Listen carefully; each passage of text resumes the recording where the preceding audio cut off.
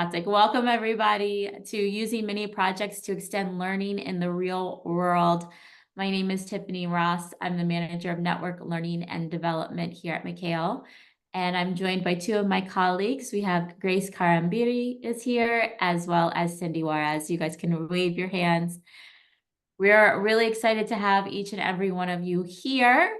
Those of you who are new to McHale, McHale stands for the Montgomery Coalition for Adult English Literacy, and we are the hub for adult ESOL or ESL in our county.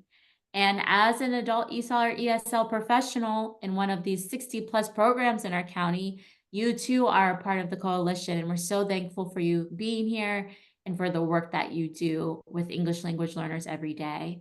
If you want to learn more about McHale and the work we do, we invite you to learn more about the resources and opportunities that are available to you as part of the coalition at our website, mcael.org.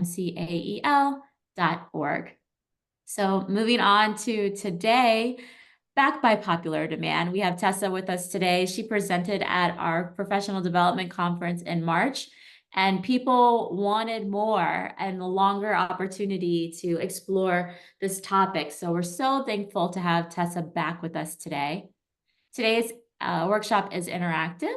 So we would love for you to have your cameras on if you're able. It always builds our sense of community, but also we'll be using chats, polls, and breakout rooms. So please be prepared to engage today. Today's session is being recorded, and so you'll have access to the presentation. We'll send you a link to it afterwards. And a new feature of McHale Professional Development that we're really excited about is after our instructor workshops, we are providing coaching calls or coaching sessions with our workshop facilitators so that you'll have the opportunity to apply what you learned today and then get some follow-up support. In this case from Tessa, we had one a little bit ago with Ahu, which was wonderful. So you'll have the opportunity to really get additional support on the topics that we cover.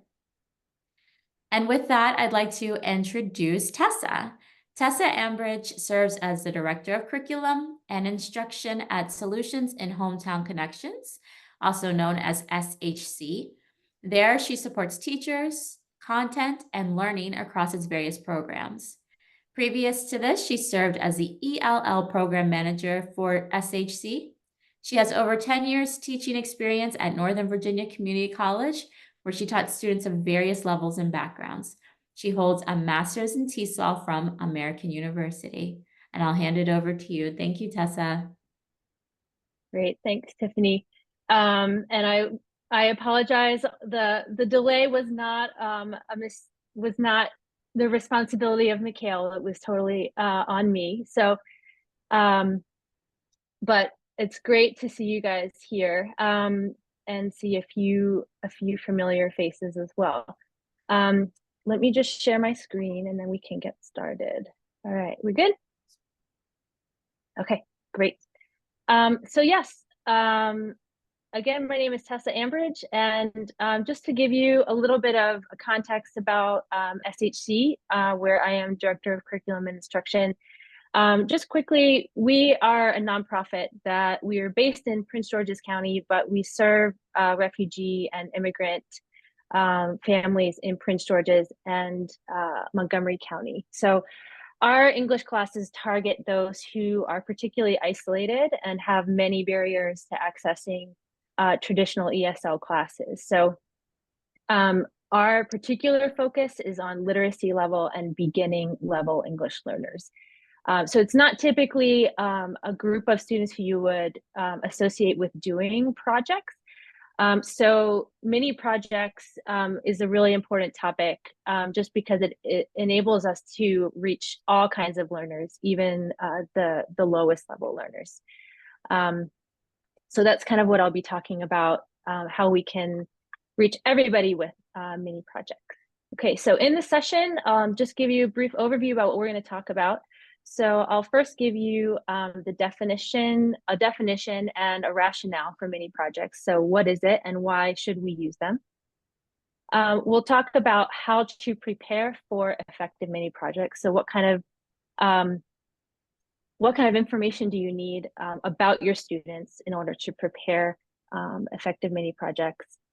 And then also, what kind of criteria can we use to determine whether our mini projects are effective? And then lastly, we will get some practice. You guys will get some practice crafting your own mini project, and then we'll have a chance to share that and reflect as a group. All right, so our first thing that we need to ask ourselves is, what is a mini project? So you probably all have something that comes to mind when you think about a project, very involved, over multiple weeks. But I would say that a mini project, first let's get at the purpose of what a mini project is. So it's designed, ultimately, its main goal is to get students to use target language authentically in a real world context, in an accessible way. So this doesn't need to be a multi-week thing. So it should be less, obviously, than a multi-week project, but it should be more than just a simple homework assignment that you would give students to turn in during the next class. So I'll give you an example of an SHC mini project that we use, and then we'll kind of break it down, and kind of move from there. So just as a little bit of context, so all of our students submit homework and projects on WhatsApp. So we have WhatsApp groups where classes live. And then, so this group of students has just completed or is nearing completion of a unit on clothing articles and colors and prices. And so a mini project could look like this. Take a picture of the clothing section at a store where you buy clothes. Choose 5 items from the clothes unit vocabulary that the store sells. How much do they cost? Create a list of those items with their color and the prices that you see at the store. Make sure to spell the words correctly and write the price in the correct form. Send your picture and list on WhatsApp. All right, and so this is basically an example of what a student would submit. So it seems pretty simple, right? Just a WhatsApp message with a picture and some text, but there's steps that go into this that make it, more complex than a homework assignment, like that you need a little bit more time to complete, but is not so difficult or complicated that you would lose them in the process. All right, so now I want to talk about why mini projects. Why are they important? Why should we use them? So I think that we all know that all students have a reason for learning English, particularly adult students. So mini projects, help us when we link classroom learning with real world application. This helps students to see how what they're learning is directly connected to what they want to do now and in the future. So students get more motivated and engage more and invest more when they see how, what they're doing inside of the classroom will help them outside of the classroom. So the way that I see mini projects is a connection to the community or a connection to the real world. And in your particular classes, the real world just depends on what you're preparing your students for. But what is really important to remember is that obviously our classes should not be islands in the lives of our students. So, they come in, they speak English, they do their English stuff in class, and then they leave and they do basically the same. Their lives aren't really changed in any way. So they should see that the language that they're learning can directly apply to their lives. So at SHC, our program goal is to encourage students to become more engaged members of their community. So for us, many projects are designed with that in mind. So we want to push them further out into their community and help them to engage more. Since many of them have, they're overcoming certain barriers to getting out into their community, because of small children at home or lack of familiarity with public transportation. Many projects are designed to help them take some steps to overcome those barriers. Many projects also build a ton of confidence as students are taking what they're learning and able to practice it in a somewhat kind of authentic way, but still enables them to make mistakes in a safe way. And then they can see, okay, actually, I can use this outside of the classroom. And that encourages them to take further steps in their learning. And just, the way it looks at SHC, we don't have a million mini projects, per session. We have one mini project per unit, and they're usually 2 to 3 units per 11-week session. So you're only looking at 2 to 3 mini projects. So obviously it depends on the program or what works best for your needs. I just wanted to give a couple quick examples of SHC mini projects. So these projects work at very low levels of English, but they can be flexible and meet students at higher levels of English proficiency. So taking a picture of things in your neighborhood that start with the same letter, and then write the letter that it starts with. So again, we're kind of pushing them into their neighborhood. If they have children, take a picture of their classroom at school, their children's classroom at school, and write about the school supplies you see there. So if our students are doing a unit on items in the classroom, this would be a good one. This is a good one that we use. And again, pushing them out into their community, into their children's school, is kind of getting us to that. Find a flyer from a grocery store where you buy food from. Take a photo of the flyer and write about it using target language. So again, wanting them to want to push them out into the community and grocery store is a really intuitive way of doing that. So the directions are not spelled out in detail here, but I just wanted to give you a general idea of some other kinds of mini projects that we use. So in order to prepare for many projects effectively, you need to consider your students, and you need to gather information as a crucial step. So returning to our sample mini project, right, with the clothing and the stores and the prices, we're going to go through what kind of information did we gather about our students in order to arrive at this mini project. So the first thing that we consider about our students is, well, the step that you need to take is to step into their shoes. And that's often the greatest source of information that you're getting about your students. So what are the learners' lives actually like? What kind of resources do they have around them? What limitations or barriers or challenges are they likely facing? So, for our particular students, they have limited mobility, as I've mentioned.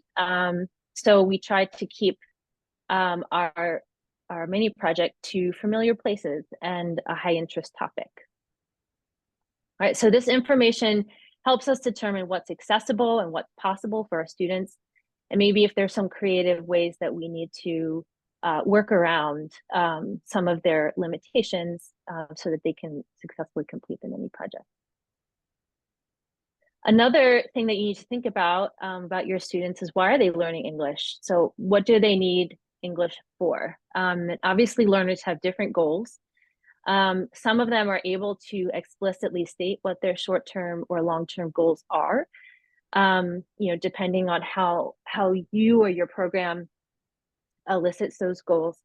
But sometimes teachers and administrators need to fill in some blanks based on observations of what their students are already doing and what they need in order to become to meet the goals of the program that is hopefully responsive to student needs. And so for us, our focus is to get our students functioning independently in their community. So we wanted to in the mini project, choose a store where they already shopped or they wanted to shop at. Okay, next one, what are the objectives for the class and the unit? This is something that you're probably already thinking about. But obviously students need to produce the language in a way that shows mastery of the target feature. So that's a really important component of mini projects. And so you need to know, okay, what do I want them to be able to do? What should I expect from them? And so mini projects are great because they can help you assess, have those objectives been met? And lastly, when you consider your students, think about what is their English proficiency level. So obviously, the higher the student's English proficiency level is, then the more complex the mini project can be. So I recommend not requiring more than students are able to produce. So the means to completing a mini project should not be the barrier. So for this particular mini project, the example that I gave you, in the book, there was a similar kind of activity, which they were working on. And, so when they're submitting it on WhatsApp, this is a platform that's familiar to them. And, the actual act of submitting is not, we just don't want that to be a barrier to them completing the mini project successfully. All right, so how do we determine whether our mini projects are going to be effective? So in order to do that, I've provided an example mini project, and we can kind of evaluate it based on some criteria. So I've given an example here. So take 2 pictures of a street near your house that has buildings. Write 1 sentence about each picture. Each sentence should correctly use at least 1 vocabulary word and 1 preposition from the unit. Send each picture with the sentence underneath via WhatsApp. So let's break this down and kind of evaluate it based on a few criteria. So criteria 1, so an effective mini project connects language to real student situations and or to their goals. So the target language inside the classroom should be connected with realistic student situations or goals where they're really actually going to be using this language.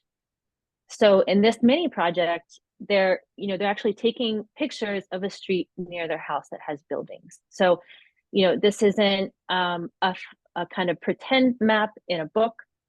This is actually their neighborhood. And it simulates how they would describe a location to someone else. Criteria 2, so does it clarify language expectations? So is it clear to students what target language features they should be using and how they should be using it? So in this example, it's asking them to write 1 sentence about each picture, and each sentence should correctly use at least 1 vocabulary word and 1 preposition from the unit, right? So it spells out quantity, and it's very specific about what it's looking for. And I should mention that these are all things that obviously the class has been working on, vocabulary and preposition. So another one is providing scaffolding. So this is really important. So you want students to be successful, right, in completing your mini project. So, and to give you what you're actually looking for. So it does take some time in class to provide them with some scaffolding. So this could look like working together in class on some examples of completed ones. You could work together to use templates or worksheets in order to gain confidence. They could complete sentence stems, or in order to see, for them to understand what you're looking for and to build confidence in order to complete the mini project. So for this mini project, scaffolding could look like displaying 2 sample photos in class, right? It could be your neighborhood. It could be someone else's neighborhood. And then together, looking at those photos in class, you create the sentences together using the target language that you're looking for to describe each of the pictures. So criteria 4 includes a measure of success. So how will you know whether the students have been successful, right? This is something that, we're thinking about a lot as teachers, but it's always good to share your criteria for how you're going to evaluate whether their mini project is successful or not. You share that with them ahead of time. So in this example, mini project, maybe your official evaluation is your vocabulary and prepositions should be spelled and used correctly. Another way that you could evaluate more informally is, did they take 2 photos, right? Or did they just send you 1? do both of the photos show appropriate places? So these are, you need to kind of make sure that you have your criteria clear in your mind about how you're going to decide if they've completed it successfully. Okay, and the last criteria, it requires proof. Right? So students should be able to demonstrate in some way that they have indeed completed the mini project in the way that it was intended. So this could look like a lot of things depending on the mini project that you design. So it could look like photos, videos. It could look like screenshots. So for example, if a student is writing on a blog and writes a blog post on a blog that of interest to you or them, take a screenshot so to show that they've actually done that. You could have them provide specific information like names or addresses. If you're having them collect information of some kind, or you could have signatures if they're interacting with other people. So just to verify that they've had those conversations. And so for our sample mini project, this would just look like photos of the neighborhood, right? So you can see immediately, this is kind of proof that, they've completed the mini project. All right, so now it's time for a poll, and maybe I'll kind of set us up, and then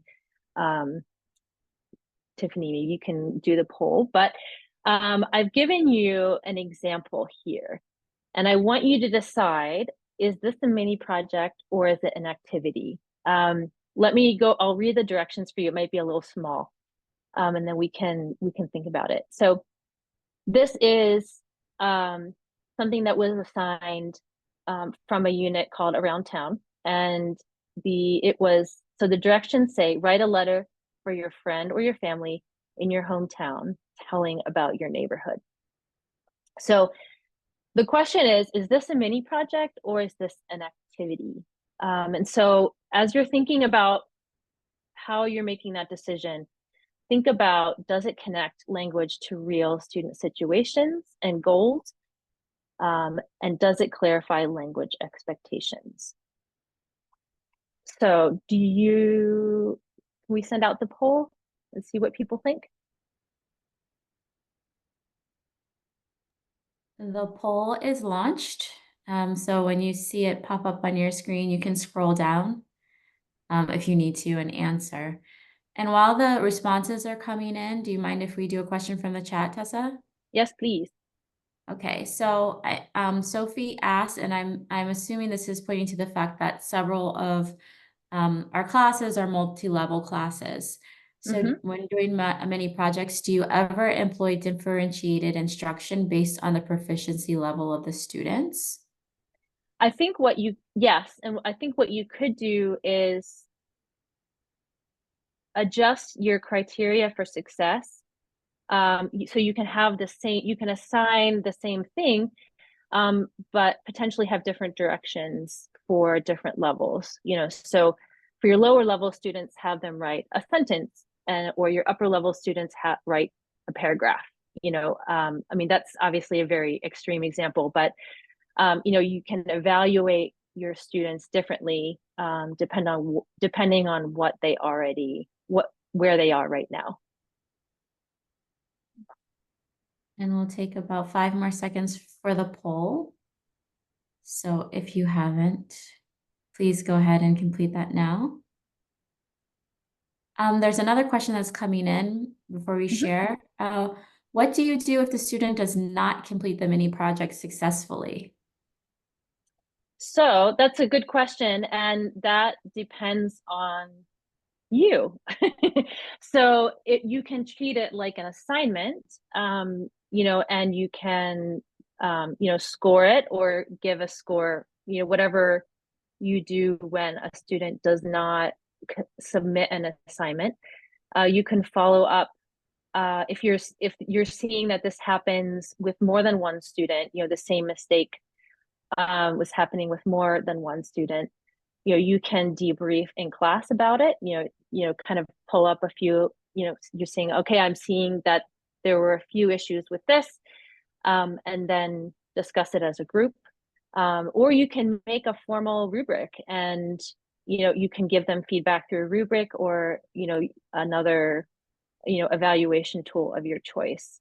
So it's up to you kind of how, whether you want to use the mini project as a teaching tool primarily, or whether you want to use it as both a teaching tool, but also, an evaluation in its own right. Thank you, Tessa. I'm going to end the poll and share the results. All right.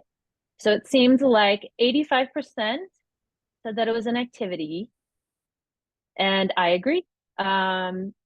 So yeah, thank you for sharing your thoughts here. And yeah, so if you're thinking, it looks like you're thinking about these questions here. So if we look at these criteria, does it connect language to real student situations and or goals? So maybe some of you were thinking, I guess the question I would ask is, when was the last time anybody wrote a letter to their friend? So is the format realistic? That's something that I'm not so sure about. What if we're talking about, our neighborhood and what kinds of language, happens around that topic? How do we use that language? It's not typically to describe that to a friend in the letter. It's typically given orally, right?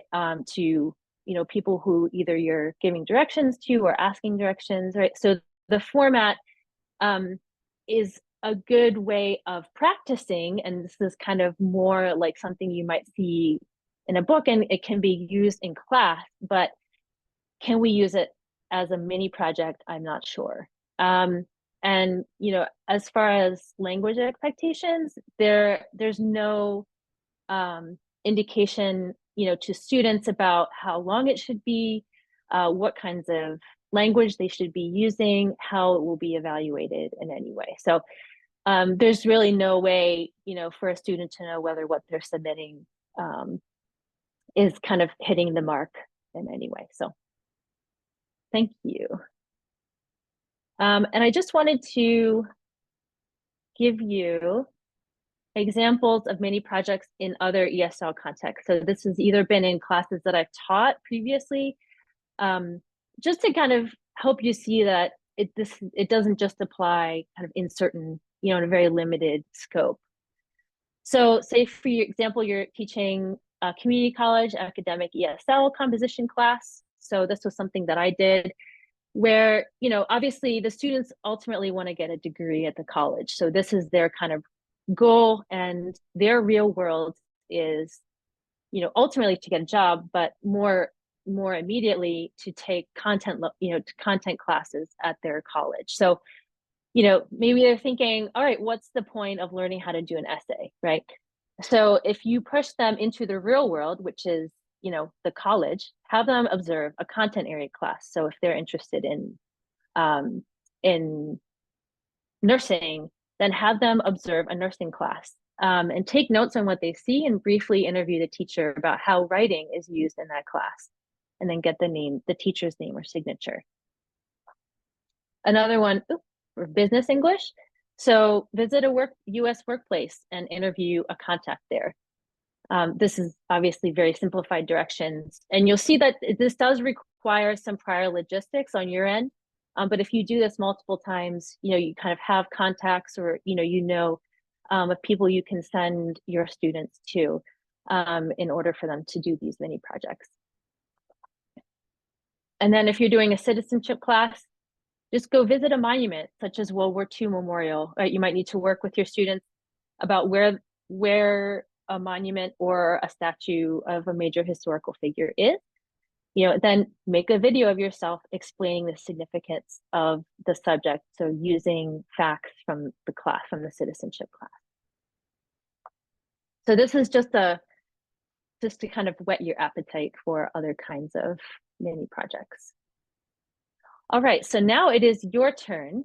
So you'll get into breakout rooms in small groups, and I've provided two different samples of materials. So the first sample is from English Unlocked, which is published by Literacy Minnesota.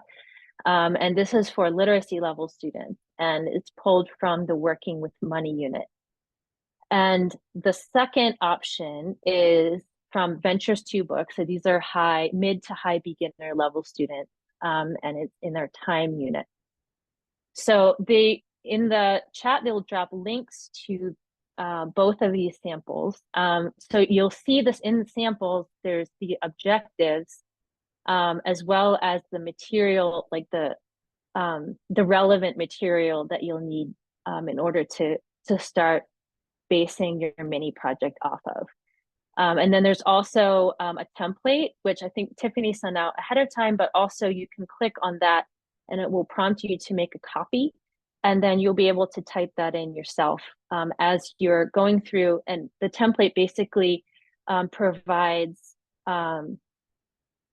it's like a couple of grids to help you think about not just your students, but also evaluating your mini project based on the criteria that we mentioned. And so obviously you'll be in groups with people who may be coming from different places. So you can choose the sample population that you currently work with or have previously worked with. So maybe if you're able to find a student population in common, that would work. And so just a roadmap for the next 45 minutes. So you'll obviously, like I said, be in groups of 3. You'll create a mini project in breakout rooms for about 20 minutes. And then you'll join another group to present mini projects and give and get feedback, right? So you'll present to them and you'll get feedback from them, and then vice versa. And then we'll have time at the end for whole group reflection and other questions that you have. All right, I'm gonna stop sharing. So in the chat, there are the. All right, so Tiffany. Yep. Can you hear me? You wanna... Can you hear me, Tessa? Can anybody hear me? Okay. So in the chat, there are okay, great. There is the link, as Tessa said, I emailed it out on Monday. So if you registered by Monday, you'll have an email copy of that. If not, click that first of the last 3 messages I sent in the chat. It will invite you to make a copy so that you can write on your own copy. And that's through Gmail. So I think you need a Gmail account to make that copy. If you're having issues with that, hopefully I see faces already, Lena. Hopefully someone else in your group will have be able to access that for you. If you have issues, just let us know and we'll just raise your hand in your group. You can call for support and we can come in and help you, one of our team members. There's also option 1 and 2 as Tessa shared. So you're picking one that you'll work on it in your group. So I am going to open your breakout rooms now and we'll notify you. Lena, you have a question? I have it up on my screen from the email, but then what do you mean by make a copy and then take it to the meeting with me? If you have the email, then you can just open that document. It's a Word document and you can just type on your computer from there. I don't have to copy it and bring it somewhere else. Okay, You great. don't have to. And it looks like Patricia said that I could make a copy and I don't have a Gmail account. Good. So everyone should be able to access it. Any other questions before we hop into the breakout rooms? You can just unmute and say.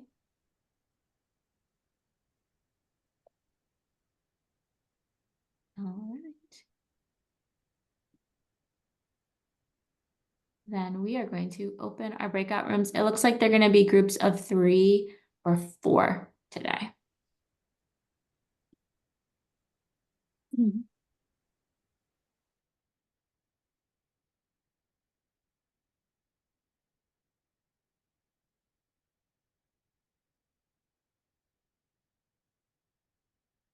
Okay.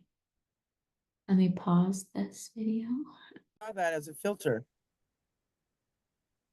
A filter? Oh, Yeah. it's cool.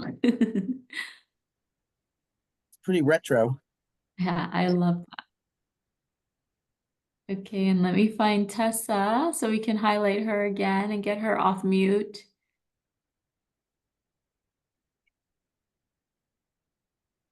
There you are. And let's make sure you're unmuted. Yeah, my blank one is unmuted. Got it. All right. So I would love to, like, part of me wants to hear every detail about everything that you guys talked about, but obviously we don't have the time. I do want to just leave us with a few questions, and maybe, you know, in this discussion, just pipe in, or you can leave your thoughts in the chat. Let me just share those questions here.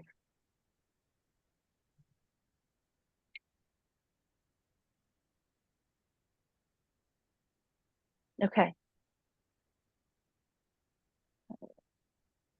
All right. So here are two questions kind of to think about, and you can answer them in any order, whatever comes to mind. So how did you need to alter your approach to creating a mini project so that it didn't end up as just another class activity? So that's the first question. The second question is, what ideas might be forming in your mind now about mini projects in your own class or your own program? So I'd love to hear from anybody about anything that these questions have prompted.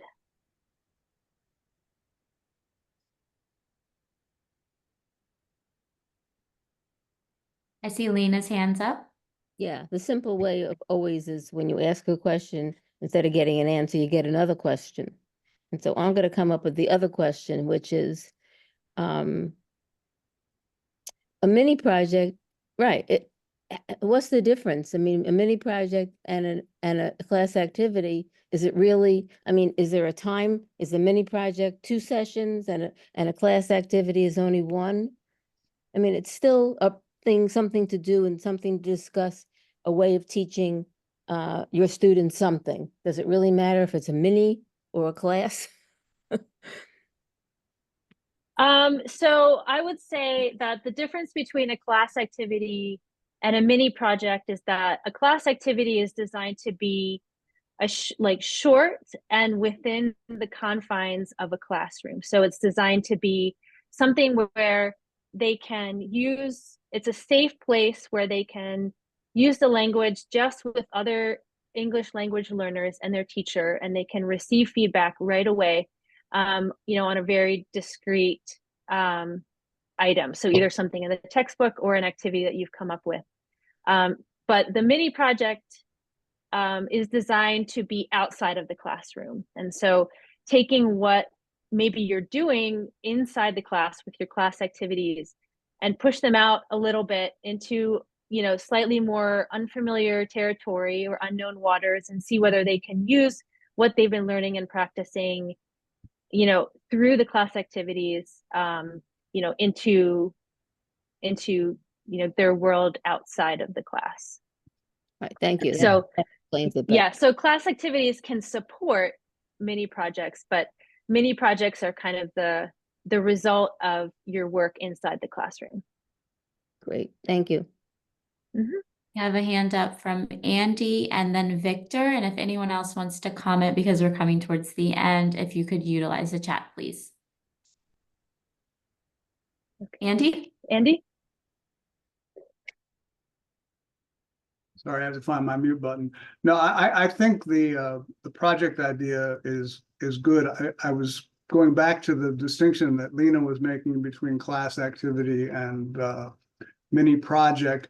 We were talking in our group about modeling and making sure the students understood what was expected of them. So there could be a class activity that mimics in the safe space, as you put it, Tessa, what we expect them to do when they get out there. But we were talking about the need for examples and modeling the behavior that we expected, because we don't want them just to, you know, go out, particularly with just either written or verbal instructions, and not be actually clear on what they're expected to accomplish.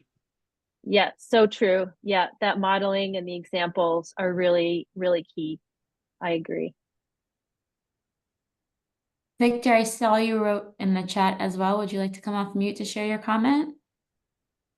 Really quick. No, I totally agree. I think Tessa requires a little bit more a project, right? Comparing versus an assignment. But my thing is, you answer my question or my statement, but do you recommend to do projects after a subject, such as you had right, unit 5, I think you had something about around town. Would that project be after you perform the class, or when would it be the best time to assign or conduct a project? Oh, So I personally see mini projects, because I see them as a way of seeing whether students have mastered the content. I see mini projects as being particularly helpful at the end of a unit, because they've been learning the target feature, the language in class. And so this is their opportunity to practice it. And so, I would say that I think mini projects are probably best utilized, at towards the end of a unit, or however you break up your class. thank you. Mm-hmm. Thank you. So if you have additional questions, you can utilize them or utilize the chat to ask them, or comments. We love to see them, the chat buzzing as it is. Tessa, you'd like to close out? Yeah, well, so here, I'll just stop my sharing. So yeah, I was kind of talking with my group, and one thing I just wanted to leave is, that just to keep in mind that our textbooks that we use, I mean, Ventures is great, and our textbooks are great at trying to simulate real world situations for our students. They provide graphics that look very similar to what you would see in real life, but that doesn't mean it's authentic. And so that's where many projects can really benefit you and your learners, to kind of help make that extra step kind of away from only being kind of authentic to actually authentic in specific ways to their lives. So it might take a little bit of an extra step to sort of think about, okay, translating what you're doing in a textbook, or whatever curriculum that you're using, to not just settle for the ways that they're providing an example of authentic, but actually having the students come up with that material themselves can be pretty powerful.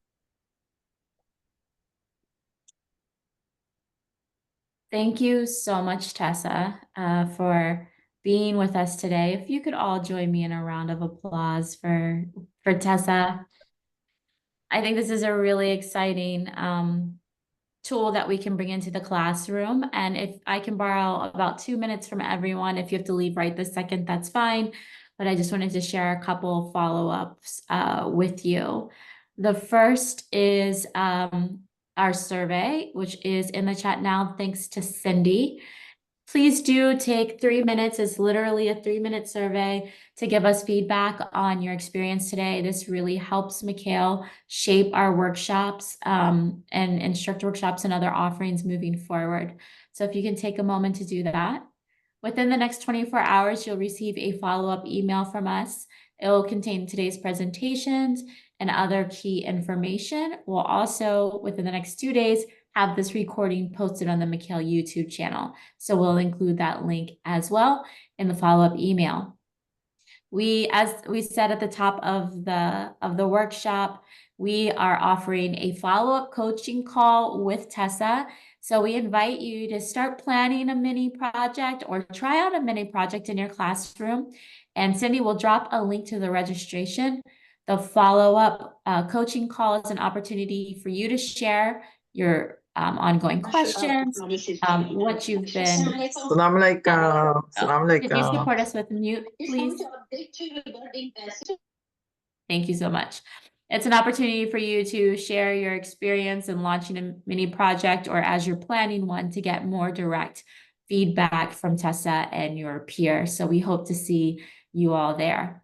And the last thing is this next Wednesday, we invite you to join us for our annual meeting. Cindy's dropping the link there. It's on October 9th from 5 to 6:30. And this is an opportunity to celebrate our coalition and make connections. It will be in person. It's open to everyone, whether you're a program administrator, instructor, volunteer, supporter, or friend of the McHale Coalition. We want to celebrate this past year with you. And it's an opportunity to learn about what's happening at McHale and for us to learn more about what's going on in your programs. So we invite you to come continue to be an active part of the coalition and connect with the larger community. So we hope to see you there. Thank Where you is the all event? so much for joining us. Enjoy the rest of your day and feel free to unmute and say, see you later. Adieu. See you later. Thank Thank you you. so much. Bye, Bye. thank you, bye-bye. See you Bye, later. everyone. Thank you.